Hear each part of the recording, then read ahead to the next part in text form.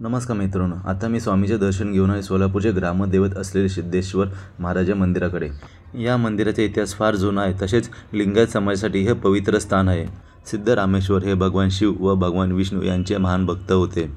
मंदिरामध्ये उपलब्ध असलेल्या नोंदणीनुसार सिद्धरामेश्वर मंदिर हे एक योगी आणि श्रीशैलम येथील श्री मल्लिकार्जुन भक्त श्री सिद्धरामेश्वर यांनी बांधले होते। आपल्या गुरुच्या आज्ञेनुसार मंदिरामध्ये 68 शिवलिंग स्थापित केलेले आहे। मंदिर परिसरामध्ये आपल्याला शिवलिंगासोबतच विठ्ठल रुक्मिणीचे मंदिर सुद्धा बघायला मिळते, तसेच समोर मोठे तळ सुद्धा बघायला मिळते। विठ्ठल रुक्मिणी मंदिरासोबतच गणेश मंदिर तसेच अमृतलिंग हे सुद्धा स्थापन आहे। मकर संक्रांतीला येथे गड्डा यात्रा भरते, जे 15 दिवस चालते। ही यात्रा 1000 वर्षापासून चालत आलेल्या परंपरेने भरवली जाते। या यात्रेसाठी विविध ठिकाणाहून भाविक यात्रेला येतात।